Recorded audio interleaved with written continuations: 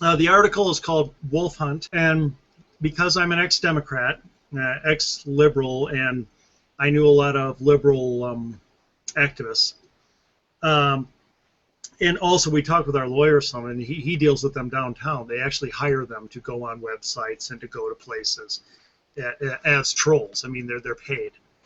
And so what I did was talked about the wolf in sheep's clothing that Jesus talks about in Matthew, and basically brought that forth to today about the wolves that are in sheep's clothing amongst us, amongst the conservative movement, and how they are here.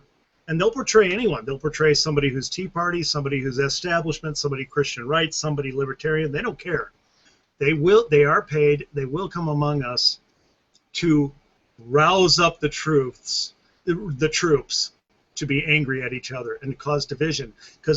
And I guess the big thing I wanted to get through to people is the only goal of the wolf. You know, we all debate on our principles. Oh, you know, you're not enough like me. I'm not a.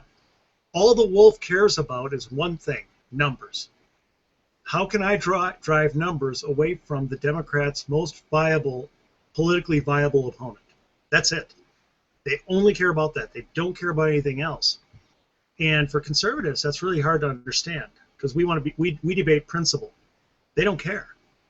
And so what I wanted to do is kind of just take people inside the world of the wolf, know how they think, know what they're about, and know how to expose them. So that's what I wrote. Well, the thing that I thought was, after I read it, that word, the P word, principle, is something that gets us in so much trouble sometimes. You know, where you will have people come up and say that, no, I can't vote for this guy because of principles, and not get into exactly, you know, how not voting and helping the Democrat win, you know, boosts in any way, shape, or form the principles that they have. You know, getting to how principle, you know, they're saying that it's more principle to stay home than it is to go and vote for somebody, but you know, they somehow fail to realize that if the guy who's running as a Republican isn't winning, that their principles most likely will be being diminished.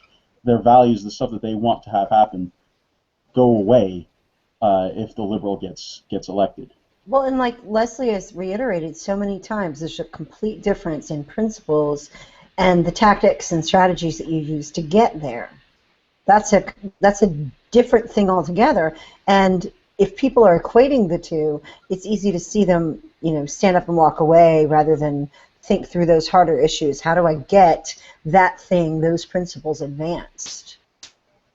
Right. I mean, and basically, I mentioned that at the end of the article. Another thing Jesus said about dealing with wolves is that I'm sending you out as sheep among wolves, and you must be, how did he put it, as innocent as sheep, or as innocent as doves, and as shrewd as serpents. In other words, you can't just be principled like the dove. You must be strategic like the serpent. You must be shrewd. You can't just sacrifice winnable seats in Delaware. Okay, you can't throw away the Delaware seat and say I'm doing it for principle. You know, one big principle people always forget is the principle of winning. And the principle of winning is very simple. It goes like this: the winners will govern the losers. It's just like gravity. Drop something, it will fall down. You can't say I'm a principled person and then ignore gravity. Okay? Another principle: you spend more money than you have, you'll be in debt. Try ignoring, but I wanted to be principled and give to this ministry and to that candidate and to this thing and to that thing, and now you're $1,000 in debt. You ignored another principle. There are base principles that you cannot ignore. You cannot ignore the principle of winning and say you're principled.